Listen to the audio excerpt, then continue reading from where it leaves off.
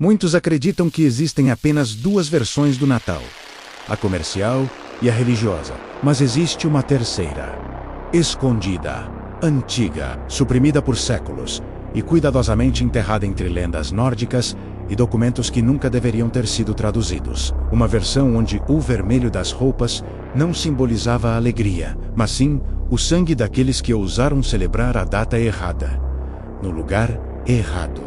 Durante décadas, historiadores e criminologistas fingiram ignorar as evidências. Imagens borradas, rastros de passos gigantescos na neve, corpos deixados de maneira ritualística aos pés de chaminés destruídas, foram casos isolados, segundo as autoridades. Coincidências, diziam os especialistas. Mas nenhum deles teve coragem de admitir que estavam diante de algo que já havia acontecido antes.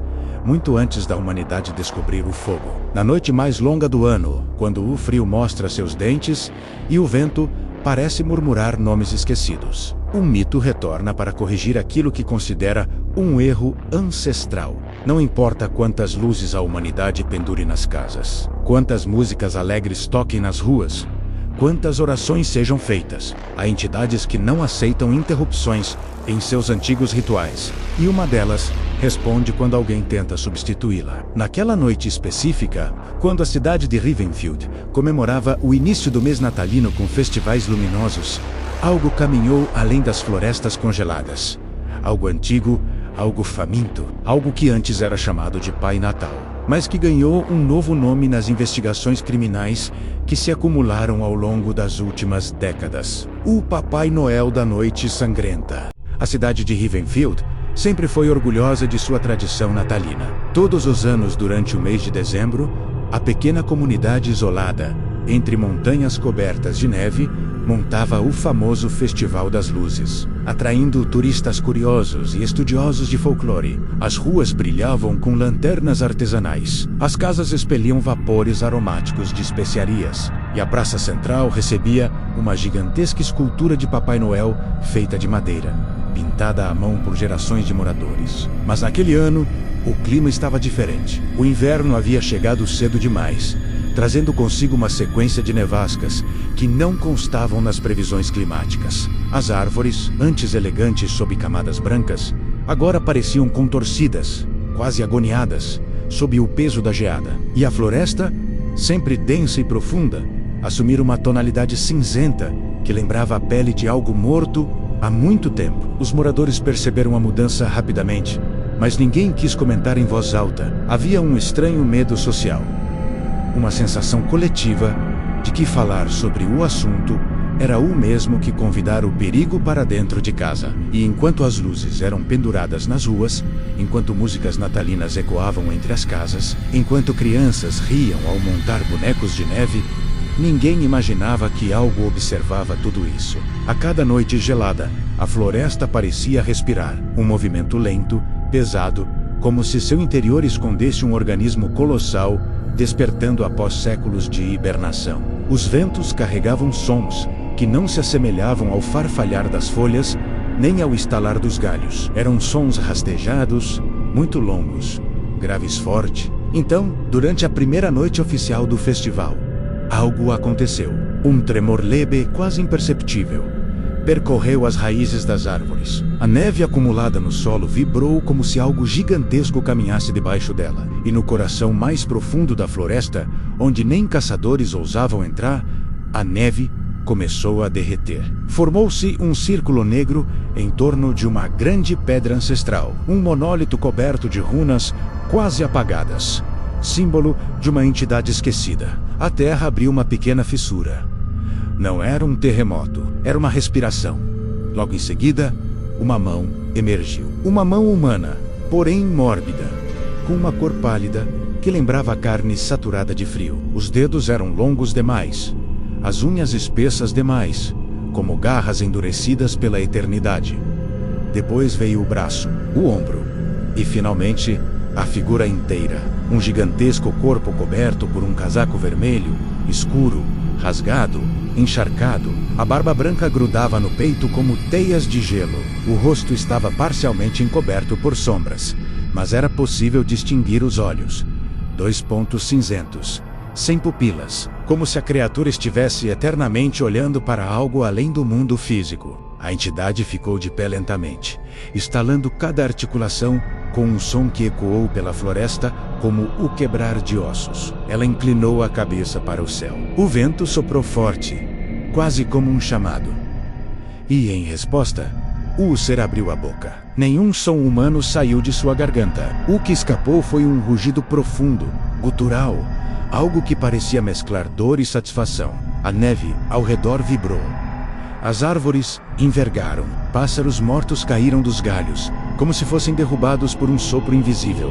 Ele estava acordado, e ele estava faminto. A criatura, outrora reverenciada como o verdadeiro Pai Natal, uma entidade ancestral que punia vilarejos inteiros por suas falhas durante o solstício, agora havia retornado. Mas seu retorno não era movido por tradição, e sim por rancor. Alguém havia ousado retirar o símbolo antigo da praça. Alguém havia ignorado o acordo secular entre a comunidade e a entidade. Alguém havia substituído as runas protetoras por decorações modernas, plásticas, artificiais. A cidade de Rivenfield havia insultado o velho ritual. E agora pagaria por isso. O ser avançou pela mata.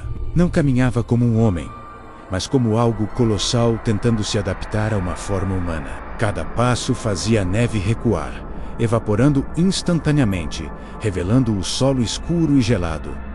Ele não deixava pegadas comuns. Suas marcas eram profundas, longas, escuras, como se arrastasse algo invisível atrás de si. Algo que raspava o chão, com garras gigantescas. À medida que se aproximava da cidade, a luz começou a diminuir. Não havia nuvens grossas o suficiente para justificar a escuridão repentina. Mas ela veio mesmo assim, como se o céu estivesse sendo drenado. A lua desapareceu atrás de uma névoa rubra e a floresta ficou silenciosa. Nenhum animal ousou emitir som. Nenhum galho se moveu. Era como se a própria natureza recuasse diante do retorno daquela presença. A primeira vítima não foi um morador, foi uma escultura. A grande estátua de Papai Noel colocada na entrada de Rivenfield, feita de madeira e tinta brilhante, foi a primeira a sentir o toque do ser. Ele se aproximou com lentidão, observando o objeto com uma mistura de desprezo e curiosidade apática. Então, ergueu a mão. A estátua rachou imediatamente. Não houve impacto visível. Não houve força física aplicada. Era como se a madeira implodisse. Como se uma mão invisível tivesse entrado por dentro dela e esmagado tudo de dentro para fora. Partículas vermelhas e brancas se espalharam pela neve. E no chão, onde a escultura havia caído, surgiu uma marca longa, profunda, escurecida. A marca que o ser deixava ao arrastar sua presença. Rivenfield estava marcada, e o festival acabara de começar.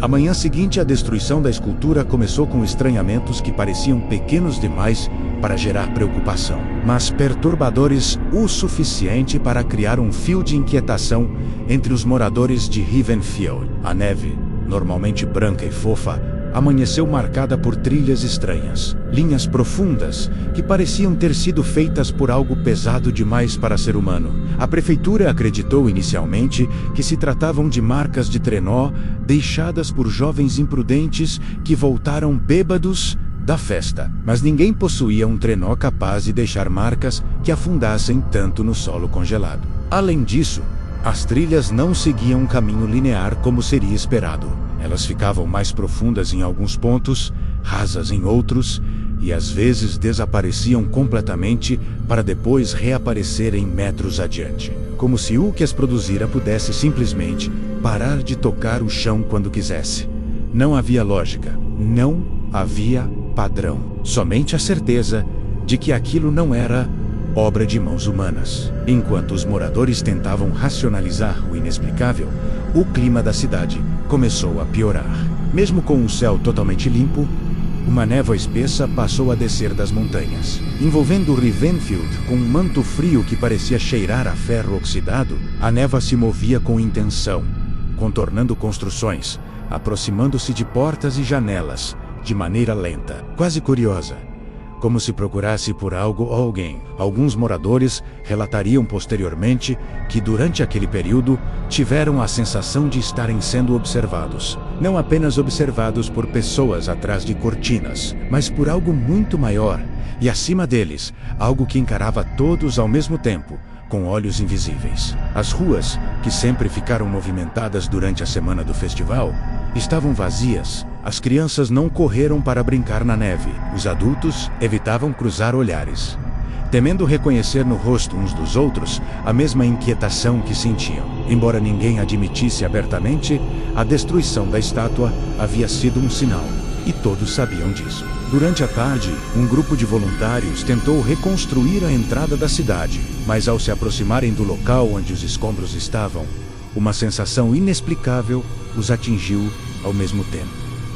Não foi exatamente medo, foi algo mais profundo, mais pesado, como se uma mão gigantesca pressionasse seus peitos. Eles tentaram trabalhar, mas a ferramenta mais simples se tornava insuportavelmente pesada. O ar parecia mais denso, mais frio, quase sólido. Era como se aquele pedaço da cidade tivesse sido amaldiçoado. Foram obrigados a abandonar a tarefa. O festival, no entanto, não podia parar. Era a tradição de Ravenfield, a razão de muitos turistas visitarem a cidade, a principal fonte de renda do comércio local. E como acontece em quase todos os vilarejos que dependem de celebridades sazonais, a necessidade de manter a imagem falou mais alto do que o instinto de sobrevivência. A prefeitura anunciou que tudo continuaria normalmente, apesar dos estranhos eventos da madrugada. Mas enquanto o dia avançava, algo ainda mais perturbador começou a acontecer. A floresta se aproximava, não de maneira física ou literal, mas de forma sensorial. O som dos ventos mudara. Antes, vinham leves e constantes, assobiando entre as árvores distantes. Agora, soavam mais pesados, como respirações profundas e arrastadas. O cheiro da madeira também estava mais forte, como se a floresta estivesse se inclinando para observar a cidade. E conforme o sol começava a desaparecer no horizonte, surgiam sombras longas demais, projetadas por árvores que estavam a quilômetros de distância. O segundo sinal veio pouco antes do anoitecer, quando uma equipe responsável pela manutenção das luzes penduradas na praça encontrou algo estranho no topo da árvore central. Era uma espécie de saco, feito de couro grosseiro e costurado de maneira rudimentar, pendurado no mais alto galho, como se alguém o tivesse colocado ali apenas para ser encontrado. O saco estava congelado e pesado, e quando foi retirado e colocado no chão, exalou uma fumaça branca e espessa, como se estivesse quente por dentro. A polícia foi chamada. O saco foi aberto, e o que encontraram lá dentro paralisou toda a equipe. Não havia corpo humano, nem animal. Havia apenas um amontoado de brinquedos quebrados, alguns derretidos, outros esmagados como se tivessem sido mastigados. Bonecas sem olhos, carrinhos retorcidos, blocos de madeira queimados nas bordas. Entre eles, haviam restos de algo que parecia ter sido antigo, talvez de um saco de presentes. O cheiro era indescritível. Uma mistura de sangue seco, madeira queimada e algo muito, muito doce. A doçura nauseante carregava a sensação de doença, como se aquilo tivesse sido mergulhado em mel estragado. A equipe não soube interpretar aquilo, mas uma nota estava presa ao fundo do saco. Não era escrita com tinta, era riscada com algo mais espesso, de cor terrosa, já endurecida pelo frio. TR.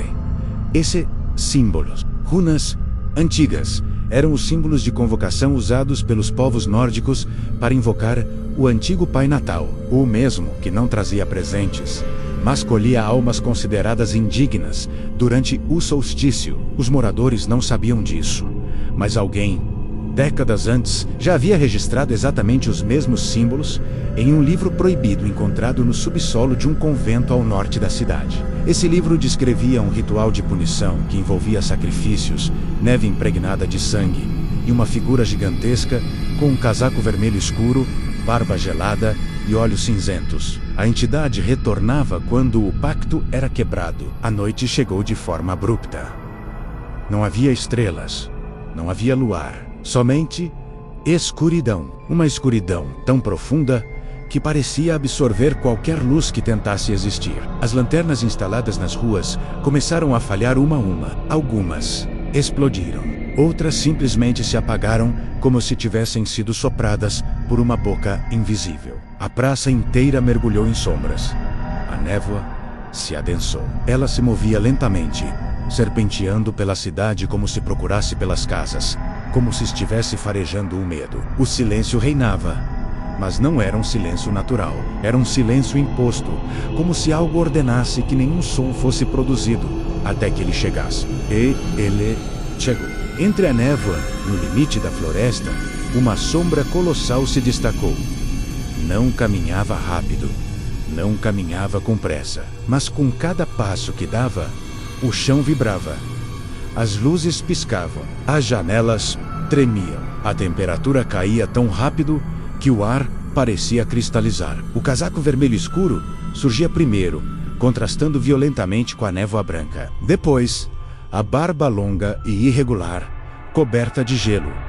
E então, os olhos, 2 pontos cinzentos, opacos, vazios, sem alma, sem emoção humana. E quando o ser atravessou o limite da cidade, a neve ao redor começou a derreter, formando uma trilha negra que se espalhava como uma doença no solo. Uma criança, no entanto, foi a primeira a ver a figura claramente. Ela estava na janela de uma casa próxima à praça, curiosa com o movimento anormal da névoa. Seu rosto, iluminado apenas pela fraca luz de uma vela, refletia a inocência de alguém que nunca imaginou que monstros realmente caminham no mundo. A criatura não olhou diretamente para ela, mas a criança sentiu que algo gigantesco havia percebido sua presença. E naquele instante, todas as velas da casa se apagaram de uma só vez.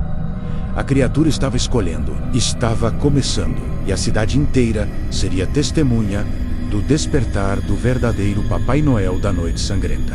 A manhã seguinte, a destruição da escultura começou com estranhamentos que pareciam pequenos demais para gerar preocupação, mas perturbadores o suficiente para criar um fio de inquietação entre os moradores de Havenfield. A neve, normalmente branca e fofa, amanheceu marcada por trilhas estranhas, linhas profundas que pareciam ter sido feitas por algo pesado demais para ser humano. A prefeitura acreditou inicialmente que se tratavam de marcas de trenó deixadas por jovens imprudentes que voltaram bêbados da festa, mas ninguém possuía um trenó capaz de deixar marcas que afundassem tanto no solo congelado. Além disso, as trilhas não seguiam um caminho linear como seria esperado. Elas ficavam mais profundas em alguns pontos, rasas em outros, e às vezes desapareciam completamente para depois reaparecerem metros adiante, como se o que as produzira pudesse simplesmente parar de tocar o chão quando quisesse. Não havia lógica, não havia padrão, somente a certeza de que aquilo não era obra de mãos humanas. Enquanto os moradores tentavam racionalizar o inexplicável, o clima da cidade começou a piorar. Mesmo com um céu totalmente limpo, uma névoa espessa passou a descer das montanhas, envolvendo Havenfield com um manto frio que parecia cheirar a ferro oxidado. A névoa se movia com intenção, contornando construções, aproximando-se de portas e janelas, de maneira lenta, quase curiosa, como se procurasse por algo ou alguém. Alguns moradores relatariam posteriormente que durante aquele período tiveram a sensação de estarem sendo observados. Não apenas observados por pessoas atrás de cortinas, mas por algo muito maior, e acima deles, algo que encarava todos ao mesmo tempo, com olhos invisíveis. As ruas, que sempre ficaram movimentadas durante a semana do festival, estavam vazias. As crianças não correram para brincar na neve. Os adultos evitavam cruzar olhares, temendo reconhecer no rosto uns dos outros a mesma inquietação que sentiam. Embora ninguém admitisse abertamente, a destruição da estátua havia sido um sinal, e todos sabiam disso. Durante a tarde, um grupo de voluntários tentou reconstruir a entrada da cidade, mas ao se aproximarem do local onde os escombros estavam, uma sensação inexplicável os atingiu ao mesmo tempo.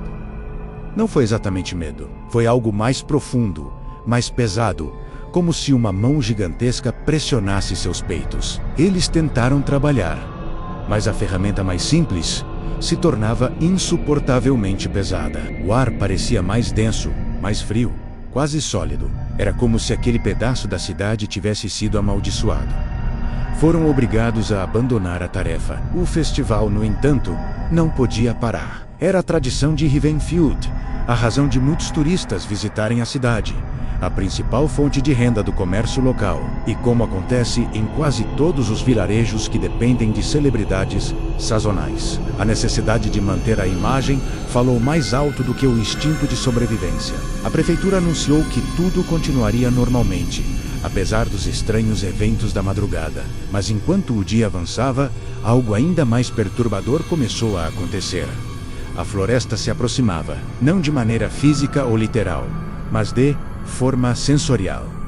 O som dos ventos mudara. Antes, vinham leves e constantes, assobiando entre as árvores distantes. Agora, soavam mais pesados, como respirações profundas e arrastadas. O cheiro da madeira também estava mais forte, como se a floresta estivesse se inclinando para observar a cidade. E conforme o sol começava a desaparecer no horizonte, surgiam sombras longas demais, projetadas por árvores que estavam a quilômetros de distância. O segundo sinal veio pouco antes do anoitecer, quando uma equipe responsável pela manutenção das luzes penduradas na praça encontrou algo estranho no topo da árvore central. Era uma espécie de saco, feito de couro grosseiro e costurado de maneira rudimentar, pendurado no mais alto galho, como se alguém o tivesse colocado ali apenas para ser encontrado. O saco estava congelado e pesado, e quando foi retirado e colocado no chão, exalou uma fumaça branca e espessa, como se estivesse quente por dentro. A polícia foi chamada. O saco foi aberto, e o que encontraram lá dentro paralisou toda a equipe. Não havia corpo humano nem animal. Havia apenas um amontoado de brinquedos quebrados, alguns derretidos, outros esmagados como se tivessem sido mastigados, bonecas sem olhos, carrinhos retorcidos, blocos de madeira queimados nas bordas. Entre eles, haviam restos de algo que parecia ter sido antigo, talvez de um saco de presentes. O cheiro era indescritível. Uma mistura de sangue seco, madeira queimada e algo muito, muito doce. A doçura nauseante carregava a sensação de doença, como se aquilo tivesse sido mergulhado em mel estragado. A equipe não soube interpretar aquilo, mas uma nota estava presa ao fundo do saco. Não era escrita com tinta, era riscada com algo mais espesso, de cor terrosa, já endurecida pelo frio. 3 símbolos, runas antigas, eram os símbolos de convocação usados pelos povos nórdicos para invocar o antigo Pai Natal. Mesmo que não trazia presentes, mas colhia almas consideradas indignas durante o solstício. Os moradores não sabiam disso, mas alguém, décadas antes, já havia registrado exatamente os mesmos símbolos em um livro proibido encontrado no subsolo de um convento ao norte da cidade. Esse livro descrevia um ritual de punição que envolvia sacrifícios, neve impregnada de sangue e uma figura gigantesca com um casaco vermelho escuro, barba gelada e olhos cinzentos. A entidade retornava quando o pacto era quebrado. A noite chegou de forma abrupta. Não havia estrelas, não havia luar, somente escuridão. Uma escuridão tão profunda que parecia absorver qualquer luz que tentasse existir. As lanternas instaladas nas ruas começaram a falhar uma a uma. Algumas explodiram. Outras simplesmente se apagaram, como se tivessem sido sopradas por uma boca invisível. A praça inteira mergulhou em sombras. A névoa se adensou. Ela se movia lentamente, serpenteando pela cidade, como se procurasse pelas casas, como se estivesse farejando o medo. O silêncio reinava, mas não era um silêncio natural. Era um silêncio imposto, como se algo ordenasse que nenhum som fosse produzido até que ele chegasse. E ele chegou. Entre a névoa, no limite da floresta, uma sombra colossal se destacou. Não caminhava rápido. Não caminhava com pressa, mas com cada passo que dava, o chão vibrava. As luzes piscavam, as janelas tremiam. A temperatura caía tão rápido que o ar parecia cristalizar. O casaco vermelho escuro surgia primeiro, contrastando violentamente com a névoa branca. Depois, a barba longa e irregular, coberta de gelo. E então, os olhos, 2 pontos cinzentos, opacos, vazios, sem alma, sem emoção humana. E quando o ser atravessou o limite da cidade, a neve ao redor começou a derreter, formando uma trilha negra que se espalhava como uma doença no solo. Uma criança, no entanto, foi a primeira a ver a figura claramente. Ela estava na janela de uma casa próxima à praça, curiosa com o movimento anormal da névoa. Seu rosto, iluminado apenas pela fraca luz de uma vela, refletia a inocência de alguém que nunca imaginou que monstros realmente caminham no mundo. A criatura não olhou diretamente para ela, mas a criança sentiu que algo gigantesco havia percebido sua presença. E naquele instante, todas as velas da casa se apagaram de uma só vez. A criatura estava escolhendo, estava começando, e a cidade inteira seria testemunha do despertar do verdadeiro Papai Noel da Noite Sangrenta. Ravenfield atingiu seu ponto de ruptura na noite em que as portas começaram a se abrir sozinhas. Não foi um fenômeno isolado, nem restrito às casas mais antigas, onde maçanetas tinham folgas e dobradiças rendiam. Aconteceu em residências novas, em condomínios de madeira importada, em apartamentos com fechaduras eletrônicas, em garagens com trancas reforçadas. Todas as portas, sem exceção, se abriram com um único estalo surdo, como se algo tivesse passado pela cidade e destrancado tudo ao mesmo tempo. Não houve vento suficiente para forçar aberturas, não houve vibração que justificasse o movimento sincronizado. Apenas a sensação de que uma força invisível circulava entre as paredes e atravessava trincos como se fossem de papel. As pessoas tentaram explicar, mas nenhuma teoria resistiu à realidade. A cidade inteira pareceu suspirar ao mesmo tempo, um suspiro gelado e profundo que arrastou o ar para fora das casas por alguns segundos, antes que a névoa invadisse tudo. A névoa chegava pelas portas abertas, como um visitante que conhece a casa melhor do que seus moradores. Ela se partia em pequenos fios brancos que serpenteavam pelas paredes. Subiam escadas, atravessavam salas, tocavam móveis e pareciam farejar cantos escuros. Nada nela era natural. Era uma névoa viva, que revelava intenções, que se curvava quando encontrava algo interessante e que permanecia por mais tempo nos quartos onde crianças dormiam. Com o avanço dessa névoa, a cidade começou a perder sua estrutura. Os alarmes das casas disparavam sem motivo. As câmeras de segurança captavam apenas sombras cinzentas e contornos borrados, como se a lente não fosse capaz de registrar movimentos que aconteciam em uma frequência diferente do mundo humano. O som da madeira rangendo tornou-se constante. Era como se as casas reclamassem de um peso invisível sobre seus telhados. A praça, antes iluminada por pequenas luzes coloridas para o festival tornar-se um poço escuro. Os enfeites piscavam com velocidade regular, como se tentassem resistir à presença que havia tomado o ambiente. No centro da praça, a árvore principal, que tradicionalmente era acesa à meia-noite da véspera do solstício, permanecia silenciosa. Seus galhos inclinavam-se para baixo como braços cansados, e a estrela no topo tremia sob ventos que ninguém sentia na pele. Enquanto isso, as trilhas deixadas pela criatura multiplicaram-se sem lógica aparente. Surgiam paralelas, cruzavam-se, desapareciam em portões fechados e ressurgiam do outro lado, como se algo houvesse atravessado paredes maciças. Algumas trilhas eram tão profundas que o gelo ao redor começava a rachar, expondo o solo escurecido por um líquido que lembrava sangue congelado. Em certos trechos, o chão exalava calor, um vapor quente que subia pela neve e se misturava à névoa, criando manchas espessas de um branco quase silencioso. Naquela noite, porém, algo novo começou a ser percebido. Não eram apenas marcas no gelo, havia também marcas nas casas. Algumas paredes amanheceram riscadas com símbolos tortuosos, parecidos com os encontrados no livro antigo. Outros carregavam imagens de crianças estilizadas, desenhadas de forma primitiva, mas com detalhes inquietantes.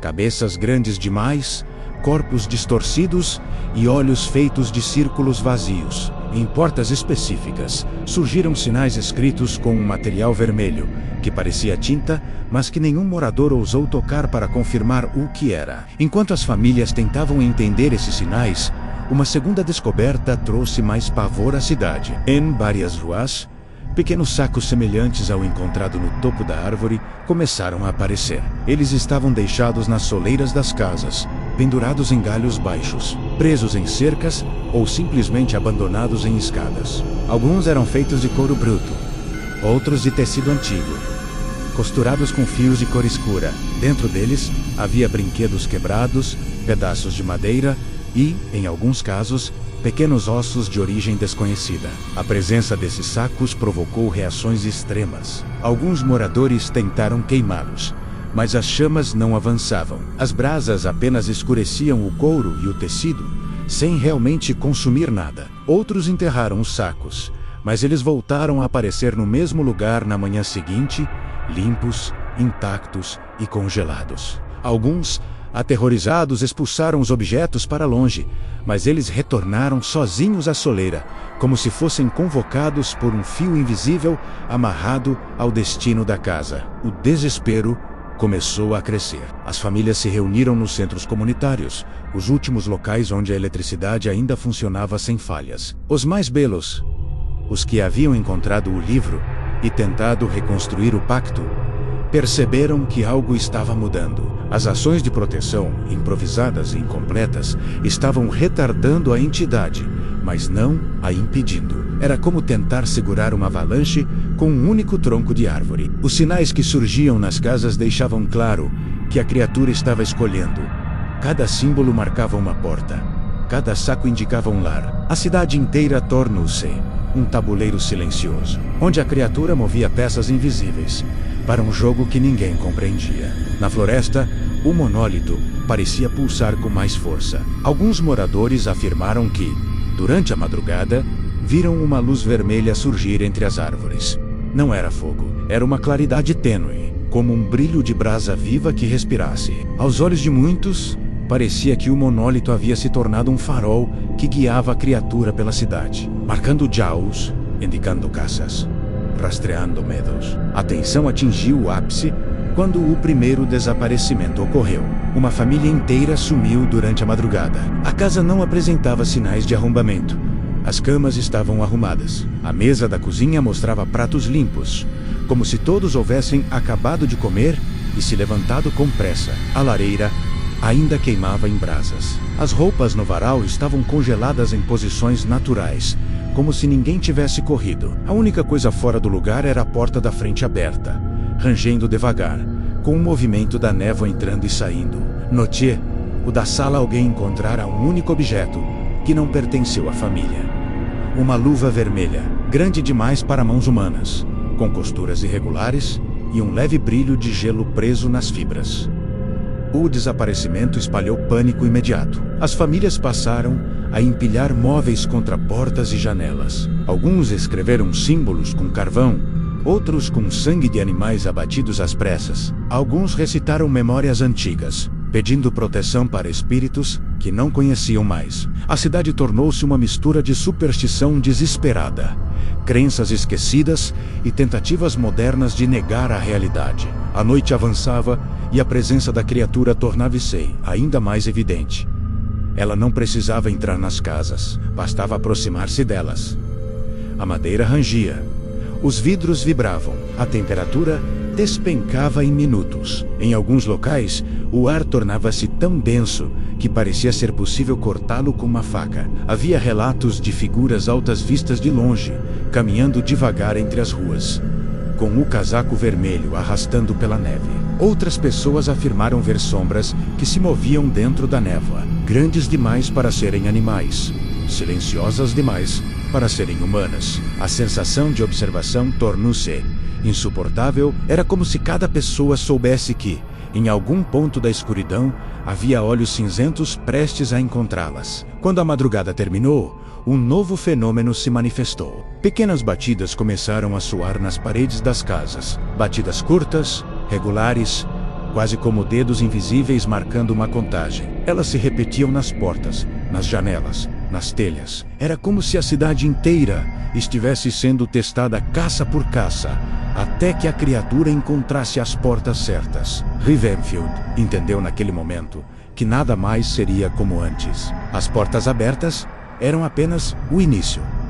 O jogo estava em curso, e a criatura havia começado sua seleção.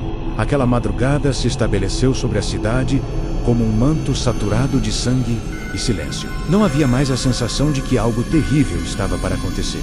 Aquilo já estava acontecendo, invadindo cada rua, cada janela, cada lembrança. O Papai Noel da Noite Sangrenta caminhava entre as casas como uma sombra que se alimentava do medo, e tudo o que ficava para trás parecia perder cor, vida, tempo. A cidade inteira, aos poucos, parecia deixar de existir. Enquanto o caos avançava, relatos isolados começaram a surgir de pessoas que juravam ter visto uma figura gigantesca com o traje vermelho completamente encharcado, arrastando um saco que não parecia carregar presentes, mas sim peso-corpos, ou algo que se movia e tentava escapar. Apenas algumas poucas testemunhas ousaram olhar por segundos, e todas desejariam ter mantido os olhos fechados. O narrador observa que algo sinistro acontecia com a própria estrutura da cidade. As luzes de Natal piscavam como se fossem olhos prestes a se fechar para sempre.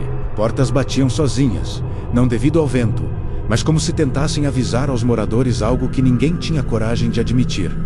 A casa não protegia mais ninguém. A segurança já tinha sido arrancada junto com a ilusão do Natal perfeito. Na parte mais antiga da cidade, a antiga fábrica de trenós, desativada desde 1974, começou a emitir sons abafados, como se algo estivesse preso lá dentro. Não haviam máquinas funcionando, não haviam trabalhadores. E mesmo assim, o som metálico ecoava, lembrando um lamento profundo. Era ali que começou a surgir o primeiro rastro sólido que conectava o mito ao massacre daquela noite. Há registros antigos sobre a fábrica, documentos deteriorados que mencionavam um funcionário que nunca aceitou ser demitido na época em que a produção parou. Ele trabalhava no setor de pinturas e era conhecido por sua obsessão por detalhes. Levava horas polindo trenós velhos, trazendo brilho a modelos que não tinham mais utilidade. Muitos o acharam estranho demais, solitário demais, silencioso demais, mas nunca imaginaram que algo tão sombrio pudesse nascer daquela alma infeliz. Anos depois de seu desaparecimento, funcionários relataram que, em certas noites, encontravam marcas de tinta vermelha espalhadas pelo chão, como se ele ainda estivesse lá, corrigindo defeitos inexistentes.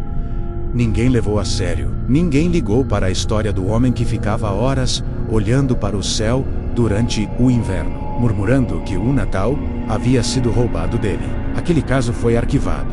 O homem foi esquecido e agora parecia ter retornado. A cada rua tomada pelo terror, surgiam marcas semelhantes às que ele fazia nas noites quando era vivo. Trens velhos abandonados apareciam polidos, limpos, brilhando com um verniz vermelho profundo que não era tinta e que não deveria ser tocado. Casas inteiras eram encontradas com as portas abertas, as meias penduradas intactas, mas sem qualquer vestígio dos moradores. Apenas o cheiro de ferrugem, neve queimada e o mesmo verniz escorrendo pelo batente. O narrador descreve que o caos atingiu o ponto em que a cidade já não sabia se fugia, se rezava ou se simplesmente aceitava o destino. Muitos tentaram sair de carro, mas a estrada principal estava coberta por espessas fileiras de bonecos de neve, todos perfeitamente alinhados, todos voltados para quem tentava avançar, como guardiões macabros, e quando alguém se aproximava demais, aqueles bonecos feitos de gelo, carvão e algo que se movia por dentro, pareciam virar levemente a cabeça. Outros moradores tentaram se esconder em porões, igrejas, prédios abandonados, mas nada parecia segurar o avanço da figura vermelha. O Papai Noel da Noite Sangrenta não precisava bater a porta. Ele surgia quando queria, onde queria. Apenas o som de sininhos, ecoando no vento, marcava sua chegada. Não era música alegre, era um aviso, como um relógio tocando as últimas badaladas. E quanto mais pessoas desapareciam, mais o ambiente mudava. A neve ficava mais escura, o ar mais frio, as sombras mais longas. Os relógios paravam em horários diferentes em cada casa, como se o próprio tempo estivesse se quebrando. E no centro de tudo isso, o saco vermelho arrastado pelo chão parecia crescer inchado, pulsante, como se alimentado por algo vivo lá dentro. Enquanto o massacre se intensificava, uma pergunta surgia, repetida em murmúrios desesperados. O que ele queria não era dinheiro, não era vingança comum, não era mero terror. Ele parecia buscar algo maior, algo que ninguém entendia, algo que havia sido tirado dele décadas atrás e que agora precisava ser devolvido, menos custasse o que custasse. Naquela noite, a cidade percebeu que não estava enfrentando apenas um assassino, estava lidando com uma entidade nascida da dor, do abandono e de uma promessa quebrada. O Papai Noel da Noite Sangrenta não era apenas um fantasma, nem apenas um homem. Era a própria deformação do espírito natalino, transformado em ódio puro. E à medida que o episódio chega ao fim, o narrador explica que os poucos que sobreviveram àquela madrugada jamais foram os mesmos.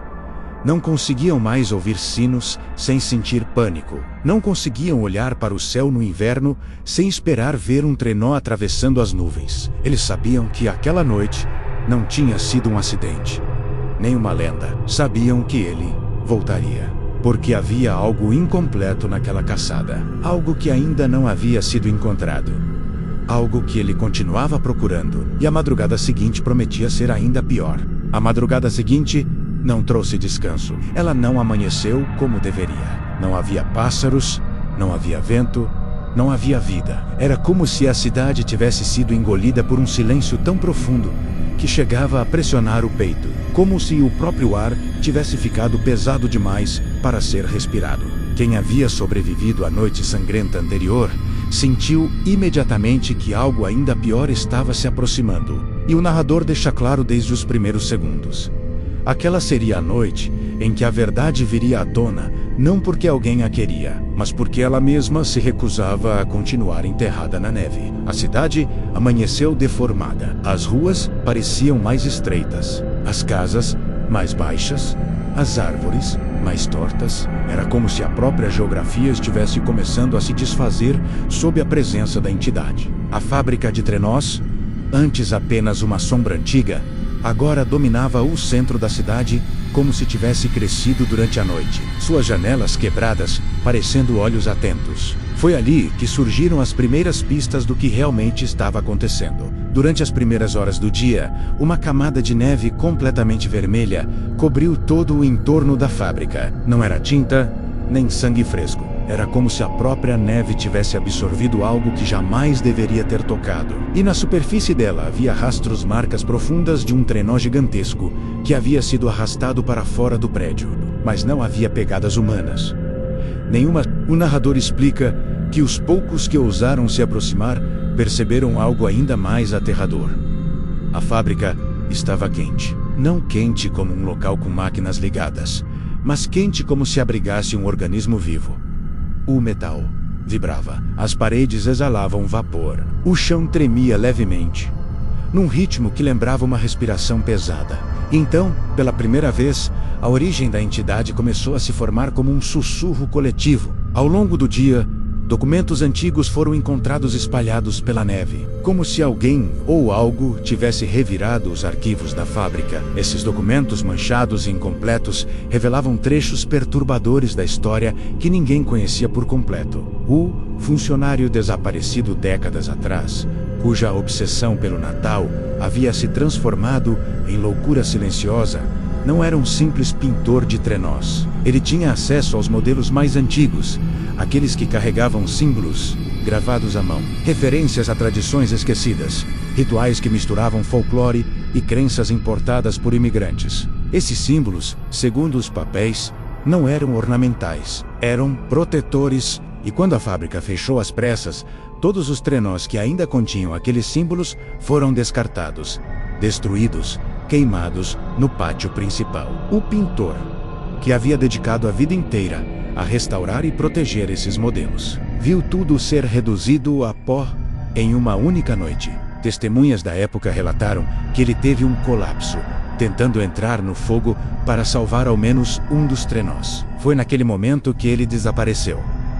Não se falou mais sobre ele. A versão oficial dizia que ele havia fugido, ou enlouquecido, ou simplesmente morrido ali. Mas a verdade era muito mais sombria. Aquela destruição apagou algo que não deveria ter sido apagado. Os símbolos ancestrais eram responsáveis por trancar, selar e impedir que certas presenças vagassem livremente. Eles não celebravam o Natal. Eles o continham. A magia natalina não era apenas alegria. Era controle. Era uma muralha invisível contra algo mais antigo que qualquer festa. E quando tudo foi destruído, o que estava preso, adormecido, esquecido, encontrou uma brecha para escapar. O narrador descreve que, naquela noite, a entidade não era mais apenas o espírito de um homem traído pela vida. Era algo muito maior. Algo que havia assumido sua forma para se manifestar. O traje vermelho, o saco, o trenó, nada daquilo era simbólico. Eram partes de um ritual corrompido. A figura do Papai Noel havia sido escolhida como disfarce, como ferramenta, como máscara perfeita para caminhar entre humanos sem levantar suspeitas, até que a máscara finalmente se partiu. À medida que o sol se escondia, a cidade sentiu a temperatura despencar como se tivesse sido arrastada para dentro de um poço de gelo. O saco da entidade, agora muito maior do que no episódio anterior, se mexia como se algo dentro dele estivesse desesperado. E da fábrica começou a ecoar um som que ninguém conseguiu identificar completamente, metade lamento humano, metade ronco de um animal que não deveria existir. A noite caiu, e uma tempestade começou a se formar. Mas não era neve comum. Os flocos eram mais pesados, caíam como cinzas, e cada um deles parecia emitir um brilho fraco, como se fossem fragmentos de algo queimando silenciosamente no céu. E então, a cidade viu algo que nenhum ser humano deveria ver. O trenó ressurgiu, mas não era um trenó. Era uma estrutura viva, pulsante, grande demais para ser compreendida, coberta por camadas de madeira retorcida e metal fundido com carne. Ele avançava como se tivesse vontade própria, arrastando as correntes que produziam os sinos macabros que ecoavam por toda a cidade. E sobre ele, a figura vermelha observava tudo, imóvel, como se aquele fosse o momento que esperou por décadas. A verdade finalmente aparecia. Aquilo não era um Papai Noel amaldiçoado. Não era um fantasma humano. Não era uma lenda urbana. Era um guardião quebrado, deformado pela própria quebra do ritual que deveria manter o mundo seguro durante o solstício de inverno. E agora, tudo estava solto. O episódio termina com o narrador revelando que, ao longe, muitos moradores começaram a ouvir não apenas sinos, mas vozes chamando seus nomes, convidando-os para sair de casa, dizendo que havia presentes esperando do lado de fora. Presentes dos quais ninguém voltava. A noite avançou sem pressa, como se o tempo estivesse sendo esticado de propósito para prolongar o sofrimento da cidade. Nada ali parecia obedecer às leis naturais. A tempestade, aquela nevasca de cinzas luminosas, caía como poeira de algo antigo que estava sendo destruído no céu, e cada floco que tocava o chão parecia sussurrar algo inaudível, como se trouxesse memória, dor e aviso. Era nesse cenário que os presentes começaram a surgir. O narrador descreve que, espalhadas pela cidade inteira, pequenas caixas vermelhas apareceram nas portas das casas, alinhadas com perfeição quase cirúrgica. Nenhum morador ouviu passos, batida na porta ou sinos naquele momento. As caixas simplesmente surgiram ali, como se tivessem brotado da própria neve vermelha que se acumulava nas calçadas. E cada caixa tinha um laço preto não dourado, não verde, não branco. Preto como se fosse um luto embrulhado. Ninguém queria abrir, mas a curiosidade humana é tão perigosa quanto qualquer entidade. As poucas pessoas que ainda estavam vivas e escondidas olhavam pelas frestas, pela janela, tentando entender se aquilo era mais um aviso, uma ameaça ou um convite. E assim que alguém tocava na caixa, mesmo com a ponta dos dedos, ela reagia. Ela pulsava, não vibrava, pulsava, como um coração, como se estivesse viva. O narrador se aprofunda ao explicar que as primeiras pessoas que cederam à curiosidade abriram a tampa lentamente. Não havia barulho, não havia cheiro, e isso tornava tudo ainda mais angustiante. Dentro da caixa havia um pedaço do passado de cada morador. Não era algo simbólico, era literal. Um brinquedo perdido anos atrás. Uma fotografia que nunca existiu. Um dente de leite que desapareceu na infância. Uma peça de roupa que se perdeu na mudança. Um objeto que havia sido enterrado com alguém da família. Cada caixa continha algo que jamais deveria ter sido recuperado. Mas havia mais. Muito mais. Ao tocar o objeto, o morador era imediatamente tomado por uma sensação de déjà vu profundo, como se memórias esquecidas fossem arrancadas de volta. Não eram lembranças boas. Eram memórias distorcidas, infectadas por algo além da compreensão humana. Quem segurava os itens começava a ver vultos no canto da visão, ouvir vozes chamando seus nomes e sentir a presença do Papai Noel da Noite Sangrenta observando cada reação. De longe, a figura vermelha permanecia imóvel no topo do trenó monstruoso, como se assistisse a um ritual. Ele não precisava agir, os presentes faziam o trabalho por ele. E então, uma coisa terrível começou a acontecer. Cada pessoa que abria a caixa sentia uma necessidade incontrolável de sair de casa, como se alguém estivesse puxando sua mente para fora, como se um fio invisível se enrolasse no pescoço e nos pulsos, arrastando o corpo para a rua. Alguns tentavam resistir arranhando paredes, agarrando móveis, implorando para si mesmos que não saíssem. Mas ninguém conseguia resistir por muito tempo. Assim que pisavam lá fora, a tempestade macabra os engolia. As cinzas luminosas grudavam na pele, queimando como gelo seco. As vozes se aproximavam. Os sinos ficavam mais altos. E então, o saco da entidade se abria sozinho, como a boca de um animal faminto. A cidade inteira começou a desaparecer. O narrador descreve a transformação do ambiente com detalhes que perturbam. A neve ganhava tonalidade mais escura a cada pessoa devorada, como se a essência delas fosse absorvida pela noite. As casas começavam a apodrecer por dentro, como se as lembranças dos moradores fossem arrancadas junto com seus corpos. Janelas estilhaçavam, portas empenavam, móveis se deformavam. A cidade morria junto com seu povo. E no centro de tudo isso, o trenó vivo pulsava mais forte, como se estivesse se alimentando, crescendo, acordando. O episódio chega ao ponto mais sombrio quando o narrador revela que alguns sobreviventes começaram a notar algo horrível. A cada pessoa consumida, a figura do Papai Noel da Noite Sangrenta mudava sutilmente.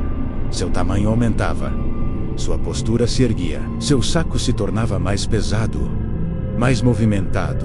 E no fundo, escondido sob camadas de sangue seco e neve vermelha, algo brilhava, como se um coração estivesse se formando dentro da criatura. Não era o coração de um homem, era o coração de uma entidade renascendo. Ao final do episódio, o narrador deixa claro: os presentes deixados nas portas não eram oferendas Eram Combites, e cada pessoa que aceitasse, mesmo sem querer, estava reforçando o ritual que permitiria que algo muito mais antigo que o Papai Noel da Noite Sangrenta despertasse completamente naquela noite interminável. O episódio termina com a cidade inteira iluminada por uma luz vermelha que vinha do céu, como se a aurora boreal tivesse sido corrompida e estivesse prestes a descer sobre eles. O narrador encerra dizendo que, quando aquela luz tocasse o chão, não haveria mais volta. Aquela luz vermelha que surgiu no céu não era natural, não era reflexo, não era fenômeno atmosférico,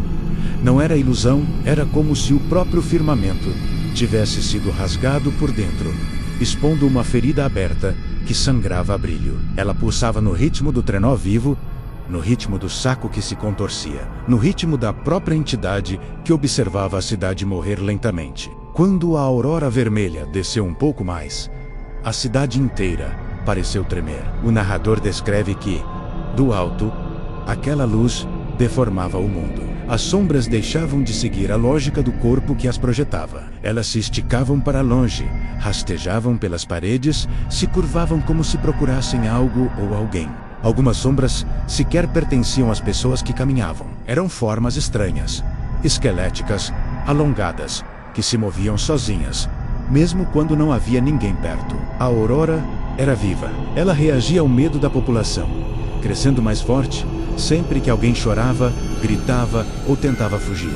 As poucas pessoas que ainda estavam escondidas nos porões sentiram a temperatura mudar repentinamente, como se o ar fosse puxado para cima, sugado pela luz, A madeira das casas começou a ranger. As paredes se contraíam e expandiam como se respirassem. Nada ali parecia estável. O narrador explica que no fundo da fábrica de trenós, as máquinas que estavam desligadas há décadas começaram a girar sozinhas. Não produziam nada, apenas giravam, como se tentassem acompanhar o ritmo da luz no céu. As engrenagens enferrujadas rangiam como ossos sendo esfregados uns contra os outros. E o som ecoava por toda a cidade, se misturando ao choro abafado da tempestade de cinzas. A verdade que começou a surgir era ainda mais perturbadora do que tudo revelado nos episódios anteriores.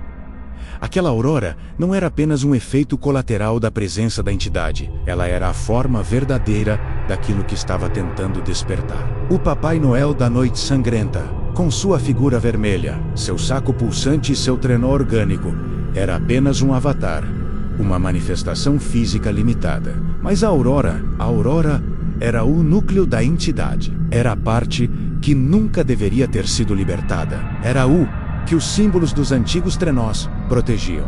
Os trenós destruídos anos atrás não eram meras relíquias de Natal. Eram prisões, eram lacres, eram contenções. O narrador aprofunda.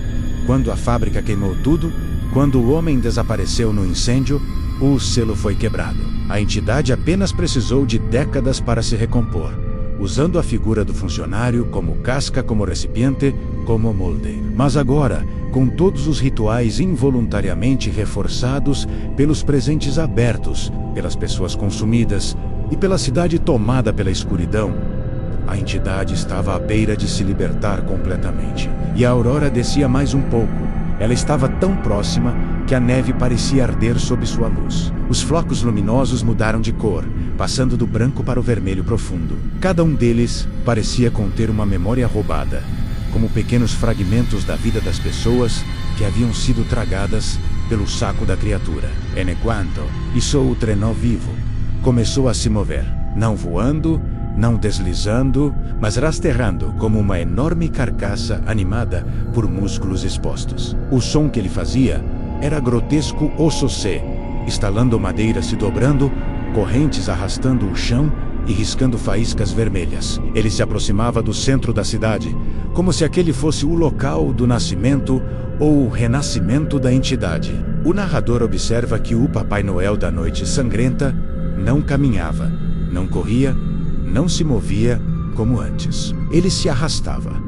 O saco parecia mais pesado, mais violento. Algo dentro dele empurrava como se tentasse sair, como se o próprio conteúdo estivesse crescendo. A figura estava deformada, maior que qualquer homem, com a roupa vermelha esticada sobre algo que não tinha mais forma humana. E então, a aurora finalmente tocou o chão. Foi como se a realidade estalasse. A neve explodiu silenciosamente, flocos vermelhos levantando como uma cortina viva. As casas perderam cor por alguns segundos, ficando cinzentas, como se o mundo tivesse sido drenado o trêmel. Os ossos de toda a cidade pareceram vibrar, e no exato ponto onde a aurora encostou, um círculo de luz se abriu, um portal, uma rachadura, uma boca, uma fenda. Não tinha formato definido. Era apenas um rasgo no espaço pulsando como carne viva convidando algo a atravessar. O narrador diz que ninguém deveria ter visto aquilo, mas alguns poucos sobreviventes o viram e enlouqueceram imediatamente. A luz mostrava coisas impossíveis. Paisagens de gelo que tremiam como se fossem feitas de carne. Criaturas enormes, rastejando no horizonte, sem rosto. Sinos que flutuavam como órgãos suspensos. E a silhueta de algo colossal, caminhando em direção ao portal. A entidade estava vindo, a verdadeira, a que nunca deveria ter sido despertada. O episódio termina com o narrador afirmando que aquela não era mais apenas uma noite de massacre. Era uma convocação, um retorno, uma abertura. E quando aquilo atravessasse a fenda, o Papai Noel da Noite Sangrenta não seria mais o problema. O mundo inteiro seria a fenda que rasgava o centro da cidade permanecia aberta, pulsante, viva. Era como um grande olho ferido, tentando se ajustar à escuridão do mundo humano. A aurora vermelha girava em espirais lentas acima dele, como se fosse parte de um enorme organismo respirando, preparando-se para liberar alguma criatura aprisionada por eras. Nenhum sobrevivente conseguia se aproximar sem sentir o corpo estremecer, como se o sangue estivesse prestes a ferver. O narrador descreve que, ao redor da fenda, a realidade perdia consistência. As casas pareciam dobrar suas paredes, como se o espaço ao redor estivesse derretendo. Árvores se inclinavam em direções que não deveriam ser possíveis. As sombras deixavam de acompanhar os corpos e começavam a se mover sozinhas, rastejando com fome. Era como se o mundo estivesse sendo reescrito, substituído por algo mais antigo, mais monstruoso, mais cruel. E então, o primeiro som veio de dentro da fenda. Não era um rugido, não era um grito, não era um chamado. Era o som de sino, não metálico, não suave, mas um sino feito de ossos. Ele ecoava com um ritmo irregular, como se cada badalada fosse o estalo de articulações sendo quebradas. E a cada som, a fenda se expandia mais, abrindo-se como a boca de um animal faminto. Do alto de seu trenó orgânico, o Papai Noel da Noite Sangrenta ergueu a cabeça. Não havia mais semblante humano. Seu rosto parecia um amálgama de carne queimada, barba encharcada, olhos afundados demais, como se tivessem sido costurados de volta. Ele não observava mais a cidade.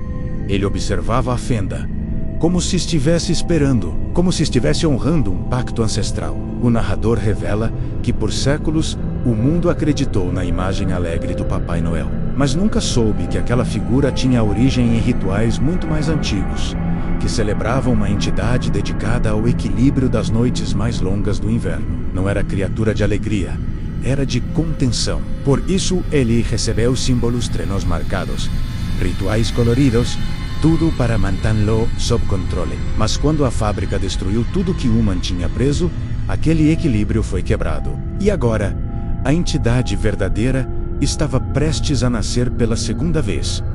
A aurora pulsou mais forte e algo atravessou a fenda. No início, não tinha forma. Era como fumaça vermelha, misturada com carne líquida, movendo-se de maneira antinatural, como se estivesse procurando um formato que pudesse usar. Ela se arrastava pelo chão, se esticava pelas paredes, subia pelos postes de luz apagados, drenando a energia dos poucos geradores que ainda tentavam resistir. Cada passo dessa massa viva tremia, deixando marcas de queimadura profunda no chão. Os sobreviventes que ainda estavam no subsolo tentaram olhar através de brechas. Muitos desmaiaram. Outros começaram a rir. E riram até que suas gargantas sangrassem.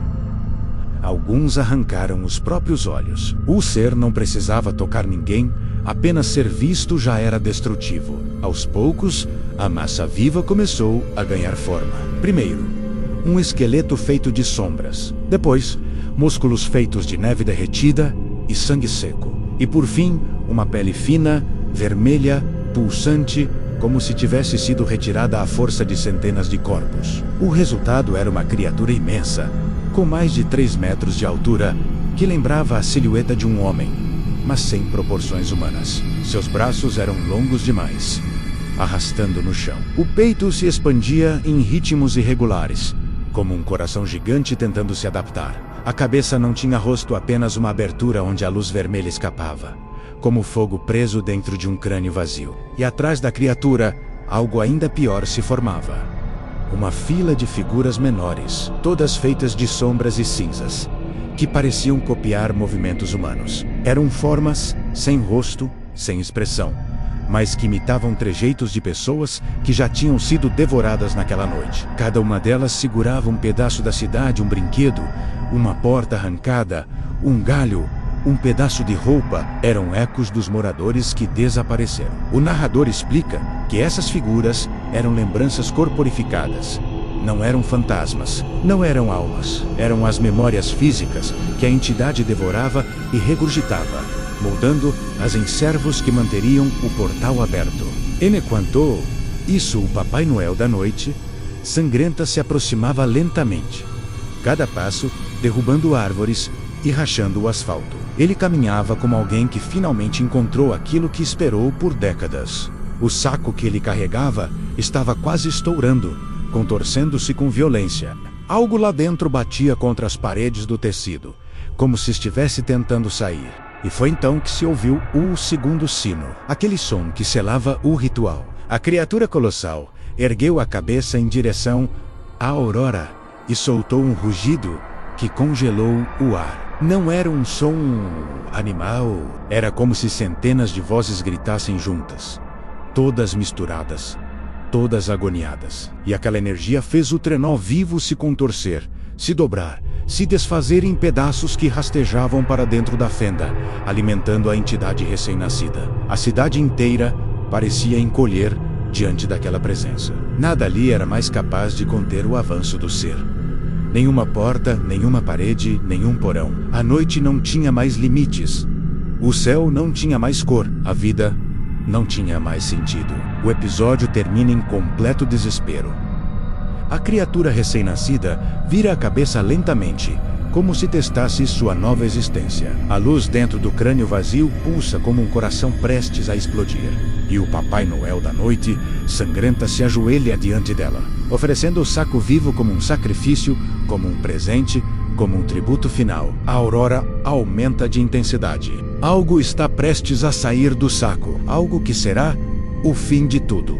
O vilarejo de Bruma Fria parecia ter sido apagado do mapa. As casas, ainda de pé, estavam manchadas por respingos antigos, marcas que o vento seco não conseguia apagar. O gelo, antes branco e vivo, tornara-se opaco, como se tivesse absorvido a podridão de tudo o que havia acontecido ali. Os poucos moradores sobreviventes haviam desaparecido sem deixar rastros, como se tivessem sido puxados para dentro da escuridão que se espalhava pelas florestas e estradas. Era como se um véu invisível pairasse sobre tudo, sufocando qualquer tentativa de esperança. Agora, o que restava era um silêncio antinatural, espesso e perigoso. Não era ausência de som. Era um silêncio que parecia observar, julgar e escolher o próximo a ser engolido. Era o tipo de quietude que antecedia tempestades. Mas a tempestade que se aproximava não era feita de vento ou neve. Era feita de memórias, sangue e presenças que jamais deveriam ter despertado. Os relatos que começaram a circular fora do vilarejo eram tão caóticos quanto os pedaços de verdade espalhados entre as ruínas. Alguns falavam que o Papai Noel da Noite Sangrenta ainda podia ser visto caminhando pelo limite da floresta, arrastando algo pesado e metálico, como correntes ou restos de ferro enferrujado. Outros diziam que o espírito do velho Klaus tinha se fundido à neve, tornando-se uma sombra branca que se espalhava com o vento, provocando alucinações e congelando vivos aqueles que ousassem tentar atravessar Bruma Fria à noite. Os investigadores, que não haviam sucumbido ao terror e que ainda tentavam compreender o que aconteceu ali, exploravam os últimos documentos encontrados nas casas destruídas. Entre eles, havia páginas arrancadas de antigos arquivos da igreja local, descrevendo rituais realizados há décadas. Rituais que não deveriam ter sido executados e que selavam pactos com entidades que prometiam proteção em troca de sacrifícios. Mas havia algo estranho nos registros. Muitos dos nomes envolvidos haviam pertencido a famílias do vilarejo, famílias respeitadas, líderes comunitários que agora estavam desaparecidos. Os símbolos gravados nos altares improvisados, encontrados nas cavernas da montanha, continuavam a intrigar os investigadores. Eles se repetiam como um mantra maligno, círculos deformados, lances de linhas entrelaçadas e ganchos que se conectavam a desenhos de olhos abertos, olhos que pareciam vivos, mesmo na madeira envelhecida. Quanto mais analisavam, mais nítida ficava a sensação de que aquilo não era um culto. Era um aviso, um contrato assinado por todos os que ali viviam, um pacto para domar uma criatura que sempre existiu, muito antes de qualquer aldeia, muito antes de qualquer registro humano. A lenda que se espalhava entre os moradores das cidades vizinhas dizia que aquele ser não era o Papai Noel de histórias alegres e infantis, mas uma criatura ancestral, que tinha sido usada como símbolo, uma entidade de inverno moldada na origem da terra, que sempre exigiu tributos em troca da sobrevivência. Por gerações, os sacrifícios haviam sido escondidos, mas quando a modernidade chegou, E quando a aldeia se recusou a continuar com os pactos, a criatura despertou em sua forma mais voraz. O 10º episódio do horror estava apenas começando a mostrar sua verdadeira face naquele silêncio absoluto que agora dominava a bruma fria. Os animais haviam desaparecido por completo. Nem pegadas de lobos, nem marcas de patas de raposas, nem sequer o voo distante de aves migratórias. Como se a natureza inteira tivesse sido expulsa pela força que emanava da montanha. A floresta, que antes parecia apenas hostil, agora se comportava como uma muralha viva, impedindo qualquer aproximação. Os galhos se moviam com uma lentidão consciente, como se observassem, como se percebessem as intenções daqueles que ousavam entrar. Quando caiu a noite, algo novo começou a ocorrer. Luzes, pequeninas, pulsantes, surgindo entre as árvores. Luzes que dançavam como se estivessem vivas, atraindo olhares e destruindo defesas mentais. Eram como chamas frias, mas com um tipo de consciência. Ninguém conseguiu explicar de onde vinham ou o que eram, mas aqueles que as encaravam por tempo demais tinham o mesmo destino. Desapareciam sem deixar rastros. A única evidência de seu final era um círculo na neve derretida, como se o calor de algo invisível tivesse queimado o gelo até a terra. E enquanto esse silêncio tomava conta de tudo, o ar vibrava com uma energia tão pesada que parecia ser possível cortá-la como Azeme, era a presença dele, o verdadeiro dono daquela noite eterna. O vilarejo não havia sido abandonado. Ele havia sido reclamado, e no coração da montanha, onde o gelo nunca derretia, um som distante ecoou pela primeira vez desde o massacre. Não era um rugido, não era um grito, era um sino. Um sino antigo tocado por mãos que não eram mais humanas. E cada badalada anunciava que a noite sangrenta ainda estava longe de terminar. A montanha parecia respirar. Cada rajada de vento que descia do cume trazia consigo um sussurro grave, abafado, como se algo gigantesco despertasse lentamente dentro da pedra. A neve, antes fina e silenciosa, agora caía pesada, com flocos espessos e avermelhados, como se absorvessem o sangue que havia marcado a noite sangrenta original. Nada vivo ousava circular pelo vilarejo naquele momento. Até mesmo os investigadores que permaneciam nos limites da cidade mantinham-se dentro de seus veículos, com as portas trancadas e o motor ligado, temendo que o frio pudesse invadir e congelar seus ossos de dentro para fora. A sensação era de fim. Não de um fim simbólico ou emocional, mas de um fim físico, absoluto, inevitável. Era como se o mundo tivesse dobrado os joelhos diante da presença que se erguia naquela montanha. Um silêncio denso envolvia tudo, como se a própria realidade estivesse segurando a respiração. A noite sangrenta estava prestes a se repetir. Mas desta vez, ela não seria apenas um massacre local. Havia uma energia no ar que indicava expansão. Uma fome que não se contentaria com um único vilarejo. Aqueles que ainda tentavam entender o que estava acontecendo logo se deram conta de que o sino que ecoava desde o episódio anterior não estava apenas soando, ele estava se aproximando.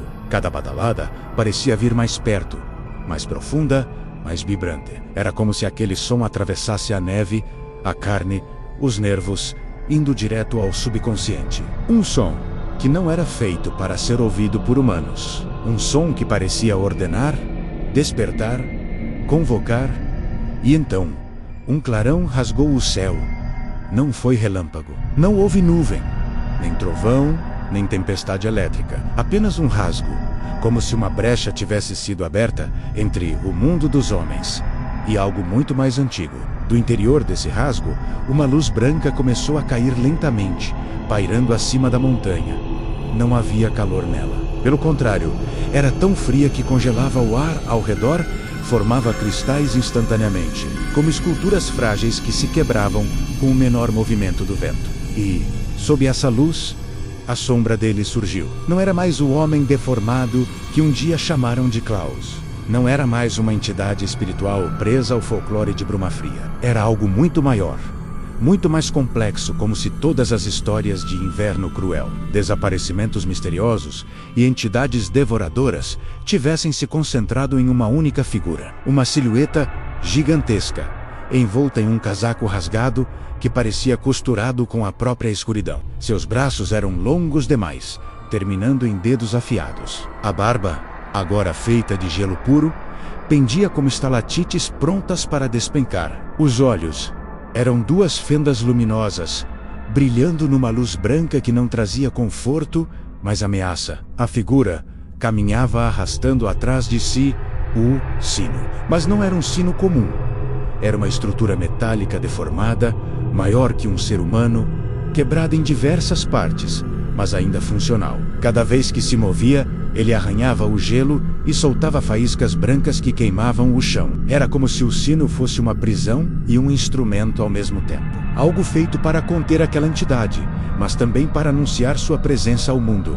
Os investigadores aterrorizados tentaram se afastar, mas seus carros não respondiam. As rodas patinavam no gelo, os motores falhavam, as luzes piscavam. Todas as máquinas pareciam morrer diante da aproximação dele. Como se a tecnologia não tivesse lugar diante de algo tão arcaico, tão primitivo, tão absoluto. O sino bateu. Uma única vez. E o mundo pareceu se dobrar. O gelo rachou do vilarejo até o pé da montanha. Um tremor profundo sacudiu o solo, abrindo fendas que engoliram restos de casas e caminhos. A luz branca ficou mais intensa e começou a se espalhar pela floresta, que reagia como se estivesse viva, recuando, encolhendo, tentando escapar da influência daquela presença. O que era o Papai Noel da Noite Sangrenta agora? A resposta estava no que veio a seguir. Centenas de formas começaram a surgir na montanha atrás dele. Silhuetas finas distorcidas, algumas arrastando membros quebrados, outras deslizando sem tocar o chão. Não eram espíritos. Não eram humanos. Eram ecos fragmentos das vítimas da Noite Sangrenta original, puxadas de volta para um estado de existência incompleto. Eram sombras congeladas pela memória da criatura, usadas como extensão de sua vontade. Elas desceram a montanha como um exército silencioso, e tudo o que tocavam congelava instantaneamente. A Noite Sangrenta finalmente havia se espalhado. Não era mais sobre um vilarejo.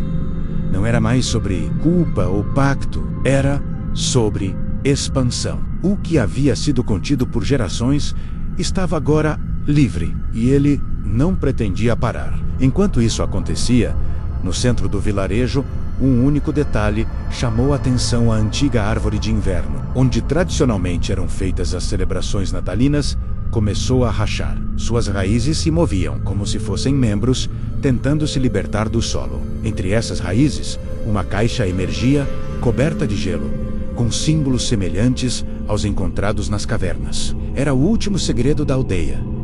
O último aviso, ou talvez a única chance que ainda restava. A Noite Sangrenta estava prestes a alcançar o mundo exterior, e o episódio final se aproximava como um último fôlego antes do abismo.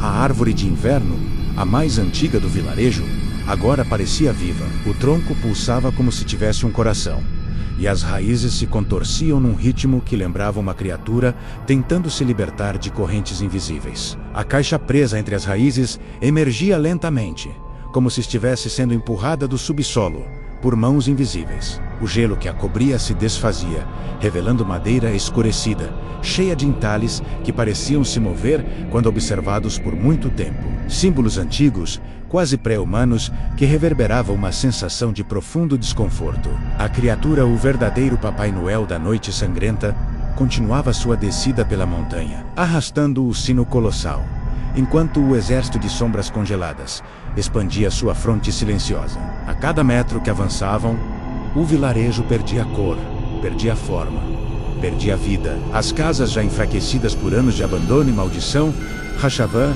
e desmoronavam. O ar se tornava tão frio que gerava estalos, como se partículas de gelo colidissem umas com as outras, soltando minúsculos gritos. Os poucos sobreviventes que tentavam acompanhar aquilo à distância já não conseguiam distinguir realidade de delírio. Alguns relatavam ter visto duas versões da criatura, como se o mundo estivesse duplicando imagens pelo peso da presença dele. Outros diziam que o céu estava começando a se abrir mais uma vez, ampliando o rasgo por onde a luz branca escorria. O fato era que ninguém compreendia o que estava acontecendo. Apenas sentiam no estômago nos ossos, no subconsciente que a humanidade estava diante de algo muito além de qualquer lenda, além de qualquer religião, além de qualquer entendimento. A caixa finalmente se soltou das raízes da árvore. E quando tocou o solo, o gelo ao redor se partiu em dezenas de lascas, que se espalharam como lâminas afiadas. A tampa tinha marcas profundas como se alguém há muito tempo tivesse tentado abri-la à força, mas havia também selos ritualísticos, que pareciam ter sido colocados para impedir que algo escapasse. Os símbolos lembravam os encontrados nas cavernas, mas com um detalhe perturbador. Estavam incompletos, como se o ritual tivesse sido interrompido antes do término. E isso explicava muito. Os antigos moradores de Bruma Fria nunca concluíram o ritual original. Nunca selaram completamente a criatura. Apenas a contiveram, apenas adiaram. Apenas esconderam a verdade sob entre gerações, esperando que o tempo apagasse aquilo que não pode ser apagado. Mas o tempo não apaga maldições. Ele só as deixa mais famintas. A caixa pulsou. A madeira vibrou. E então, ela se abriu sozinha. Não houve luz, não houve explosão, não houve som. Houve apenas um vazio, um espaço interno completamente escuro, que parecia absorver toda a claridade ao redor. Mas não estava vazio. Dentro, havia algo que se contorcia de maneira quase microscópica, como se estivesse aguardando centenas de anos para voltar à superfície. Era uma substância preta, densa, viva. Ela subiu pelas laterais da caixa, como fumaça líquida, e começou a se espalhar pelo chão da praça central. A árvore reagiu. O tronco se abriu no meio, formando uma fenda larga, como uma boca silenciosa. Galhos começaram a se retorcer para dentro, como se fossem braços puxando algo do próprio interior. A substância negra se movia em direção à fenda da árvore, e a árvore parecia absorvê-la, como se soubesse exatamente o que estava fazendo. Era um contraste profundo. A entidade branca que descia da montanha e a entidade negra que emergia da caixa. Era o choque de duas forças antigas. Duas entidades inumanas. Duas formas de domínio. A árvore absorveu tudo, e então silenciou. Por um instante, o vilarejo inteiro ficou parado. A neve congelou no ar. O vento cessou. O sino arrastado pela criatura parou no meio do toque, e o tronco da árvore explodiu por dentro. Um clarão negro saiu da fenda, seguido de fragmentos de madeira e gelo. A sombra que emergiu dali era maior do que qualquer galho, maior do que qualquer criatura conhecida. Ela se expandiu como fumaça viva, envolvendo o centro do vilarejo e formando uma massa colossal, repleta de formas distorcidas. Olhos que surgiam e desapareciam, bocas que não tinham som, mas aparentavam gritar eternamente. A criatura branca parou. Por primeira vez, ela não avançou. O exército de sombras congeladas recuou.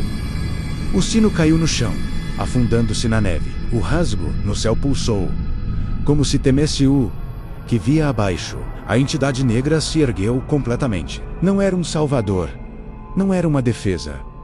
Era outra maldição. A árvore havia sido usada como prisão para a segunda entidade, selada pelo povo antigo, porque era tão perigosa quanto talvez pior. Os moradores de Bruma Fria não a libertaram por escolha, mas por desespero. Eles deixaram pistas, deixaram símbolos e deixaram rituais inacabados, porque sabiam que libertar essa entidade seria trocar uma ameaça por outra. E agora, as duas se encaravam. A criatura branca ergueu o rosto para a massa negra. O ar entre as duas distorcia como calor, mas não havia calor algum. Apenas energia. Energia antiga, repulsiva, violenta, que fazia a neve derreter e congelar ao mesmo tempo. As sombras se chocavam, as formas distorcidas se expandiam. E pela primeira vez, o vilarejo testemunhava aquilo que ninguém jamais deveria ver. O confronto de duas entidades ancestrais, amaldiçoadas e libertas pelo erro humano. A batalha não teve som. O impacto entre as duas forças foi tão absoluto que arrancou a cor do mundo. Tudo ficou branco e preto ao mesmo tempo. A luz branca se chocou com a escuridão viva, criando rajadas que destruíam tudo o que tocavam: casas, árvores, gelo, solo. O vilarejo foi engolido em segundos por um vórtice que misturava neve, sombra luz e sangue antigo. E quando tudo pareceu alcançar o auge, a luz do céu se fechou. A escuridão da árvore se desfez. A montanha silenciou. E então, nada restou. Quando a manhã finalmente chegou, uma manhã cinzenta e vazia, o vilarejo de Bruma Fria simplesmente não existia mais. Não havia casas, não havia corpos, não havia gelo, nada. Apenas um campo plano de terra queimada, onde nem neve conseguia pousar. E onde o vilarejo um dia existiu, agora havia apenas um único objeto: o sino, inteiro, imóvel, silencioso. Mas quem se aproximasse o suficiente sentiria, por dentro, uma vibração fraca, como se algo, lá no fundo, estivesse esperando, apenas esperando a próxima noite sangrenta.